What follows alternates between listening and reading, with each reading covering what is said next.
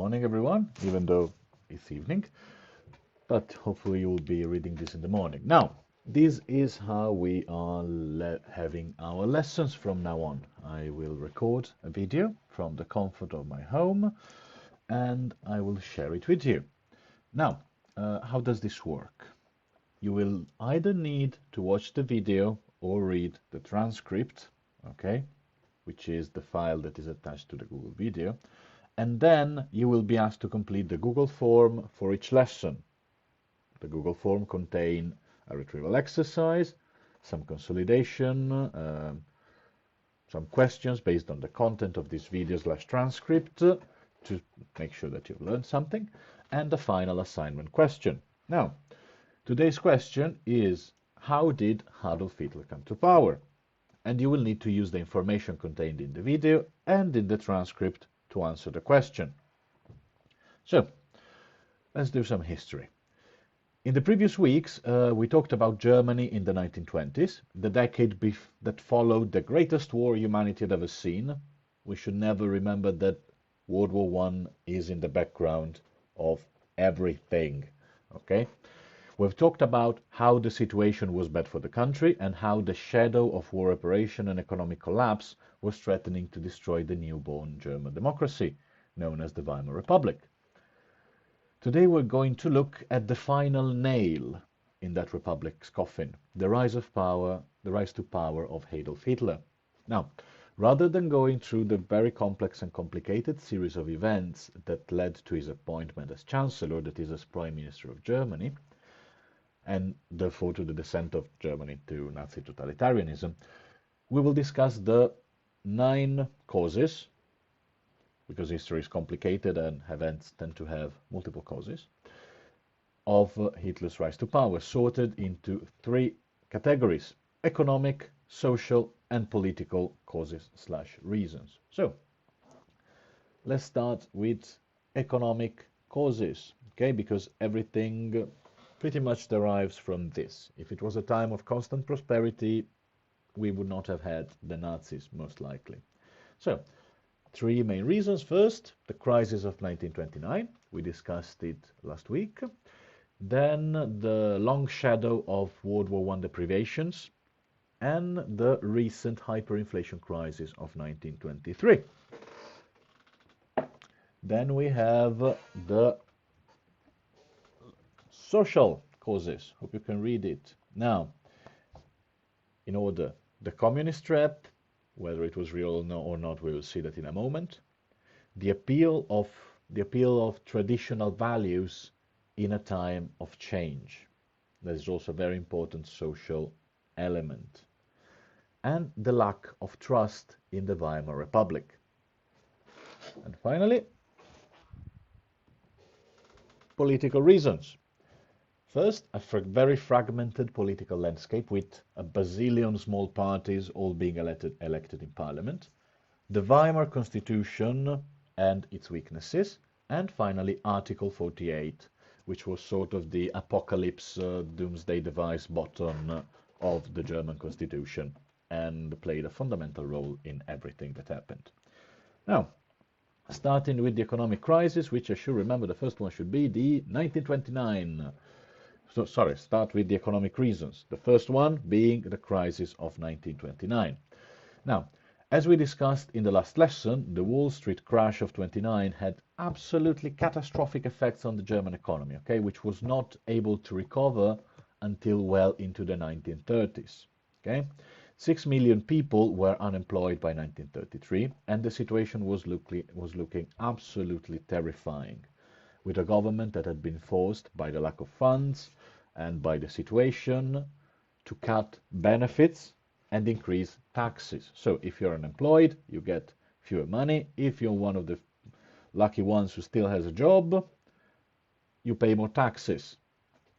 This is a sure recipe to make a bad situation even worse. So people who are going through difficult times, so the promises made by the Nazis, who talked of magically solving the economic crisis by creating a strong army, as a possible way out of this tragedy. Okay?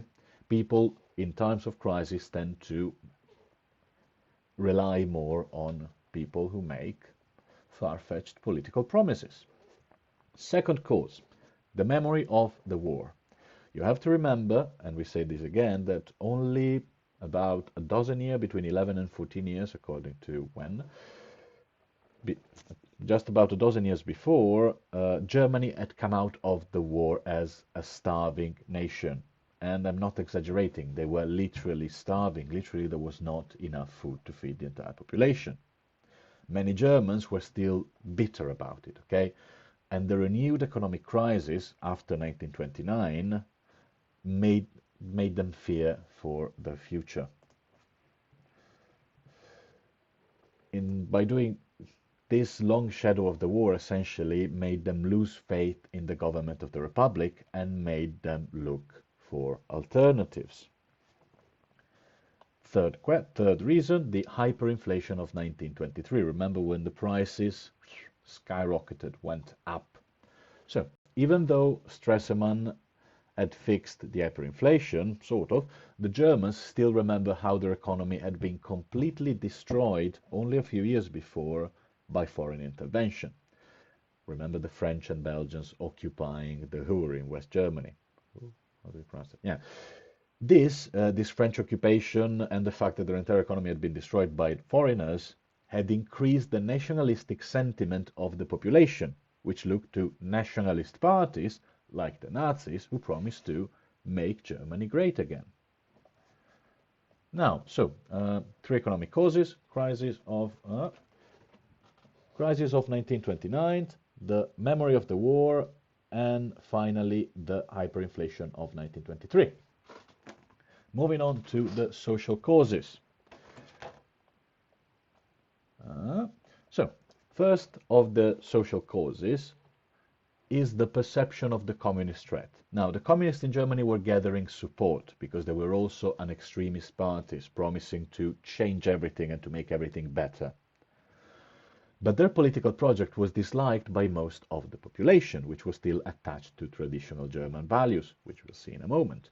And they were suspected of being paid by the Soviet Union, and possibly were, because the Soviet Union was the major communist state and was giving away funds, but that's another thing. The Soviets, the Russians, were seen by the Germans, by most Germans, as the enemy, okay? They were Russian, and Germans had this sort of long history of disagreeing and mistrusting the Russians. Their communism was seen by many as a godless and evil ideology. The Russian Revolution had been a bloodbath, okay, which also resulted in a civil war that lasted for 10 years. People still remembered these things. Oh, the communists, those guys that killed the emperor and all his family without a trial. Those guys that massacred and so on and so on. Many things were exaggerated, but still a lot of people believed, to a certain extent within reason, that communism would lead to revolution and that revolution would lead to social collapse. The Nazis, being on the right, being the opponents of communists, capitalized on this, okay? They used their propaganda to make the communist threat look even more dangerous than what it actually was. It was a threat, it was real, but the Nazis blew on the fire to make it look even bigger. Now, second social cause, traditional values in times of change. Now, when societies go through a period of rapid transformation, or through the socio-economic roller coaster of rise and fall and rise and again fall, as Germany did between 1906 and 1933, large parts of the population tend to take refuge from this constant change, from this world that constantly becomes something else, into what they consider to be traditional values, usually family, religion, authority, and tradition. The fact that things should be done this way because they've always been done in this way. Okay? And if you think about it, the same thing is kind of happening right now with the expansion of extreme right-wing groups and message boards online, because we're going through a time of change and people tend to find refuge in what they believe to be traditional values. Now, at the time, a lot of Germans felt that the lifestyle and the values were threatened by the new capitalist modernity, all these fast cars and naked women everywhere, not naked women everywhere, but this sexualization of certain female imagery, as we have seen when looking at the Weimar Golden Age, which was something that was absolutely inconceivable before the war. Okay, so they felt the values to be threatened by this new capitalist modernity, and for every German who appreciated jazz music and liked jazz bands, there were 10 of them who saw it as cultural colonialism coming from America to destroy Germany. Okay, something that was not traditional. Again, the Nazis took full advantage of this sense of disorientation, of people looking around for something to remind them of the traditional values. And this brought votes, a lot of votes to the Nazis. Third point, lack of trust in the Weimar Republic. The Republic had so far been absolutely unable to steer the country out of constant social and economic troubles. Germany did not have a long tradition of democracy, and it used to be ruled by an authoritarian emperor, the Kaiser. Many people were nostalgic of the good old days of the Kaiser and agreed with the Nazis when they claimed that Germany needed a strong dictator. Okay? They saw the Republic as being a weak regime, unable to help the people, and therefore wanted a strong man in control. So, what were the three main social causes? Fear of communism, return to traditional values, allegedly, and the lack of trust in the Republic. Moving on to the political causes, okay? So things that have to do with government and such. First reason, well, I'll show that later. A fragmented political landscape. Now, you are mostly familiar, I think, with the British political system in which you got two major parties and about 4 or 5 secondary parties. This is an exception, and this was not how the situation in Germany was. Okay, there were several. There was a huge number of political parties in Germany, and they were all elected using what is called a proportional system. From the word proportion, you might remember it from maths. Now, what is a proportional system? Each party in a proportional system, in a perfect proportional, gains a number of seats in the parliament, in Germany it was called the Reichstag, proportional to the share of the vote. What does this mean? It means that if a party gets 20% of the votes, it would get 20% of the seats. This looks good in theory, democracy at work, but in practice, the way it was done in Weimar Germany, it led to a parliament that was divided among countless small parties. Governments, which usually are made, governments take the decisions, okay, and are usually made by the party that controls the majority of seats in parliament. If there is not one single party that controls the majority, then you need to have a coalition, a group of parties, generally very different among them, which try to collaborate and work together in order to form a government. So these coalition governments try to make everyone happy, because you might have different parties and you want to try to make everyone happy. But the effect was disappointing for most, okay, because they did not take the decisions for which they were elected by the people. This allowed Hitler and his rhetoric, his speeches about the strong man in power, to gain even more traction, allowing him to gain even more votes. It's a bit complicated, the proportional thing. Let me know if this was not clear. Now, second point, the German Constitution. The German Constitution of the Republic of Weimar, this was the name of the German Republic, was the document that explained how our country should be run. Okay, what are the rules, who is in charge, and what the people in charge can do, and why and how.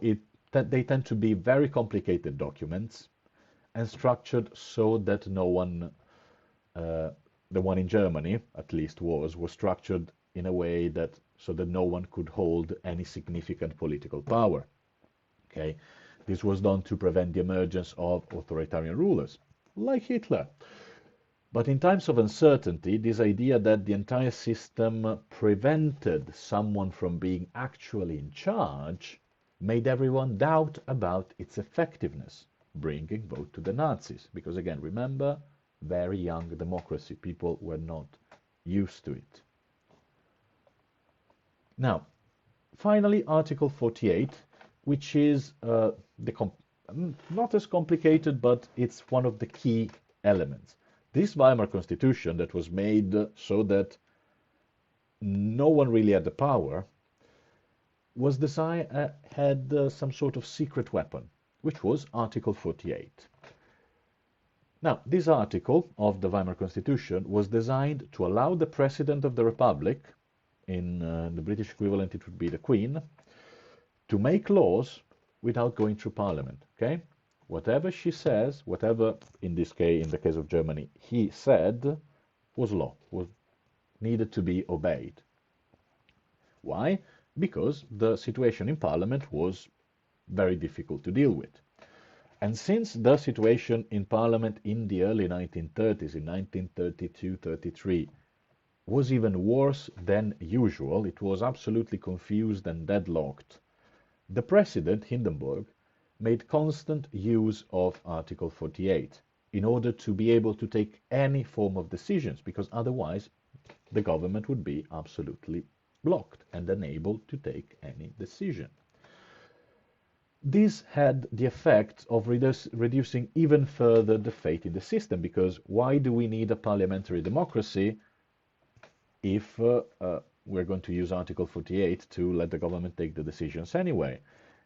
And this gave even more votes to the Nazis with their idea of the strong man in control, of someone finally able to take some decisions in this country. Okay?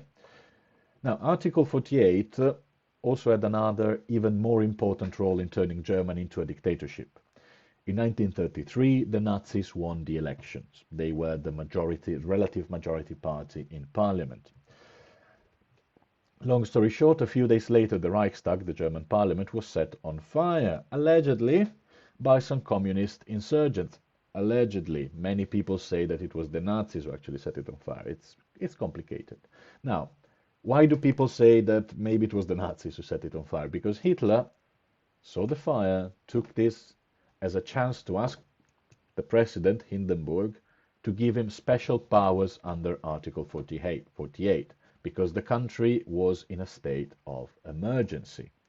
This allowed him to turn Germany into a police state, meaning that all forms of freedom of expression, freedom of assembly, and individual privacy were denied.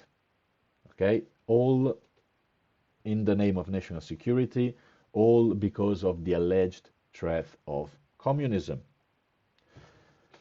It was the first and ultimately the fundamental step in establishing Nazi dictatorship in Germany, okay, because it allowed Hitler to gain unprecedented power over the population legally. Okay, so those were the three political causes. Fragmented political landscape, lots of parties, nobody able to do anything. The Weimar Constitution made so that nobody was able to take any decision, and Article 48 made so that people was going to take decisions, were able to take decisions. But in this case, it was Hitler, so not the best choice. Now, I have given you the facts here. I have given you these 9 causes: social, economic, and political. What I would like you to do is use what I just said, use what is written in the transcript to answer the questions, and, do the final assignment, okay, which is answer the question, how did Hitler come into power? Let me know if you have any problem. Send me an email, send me a message. Don't forget to like and subscribe. No, we're not on YouTube. Still, see you next time.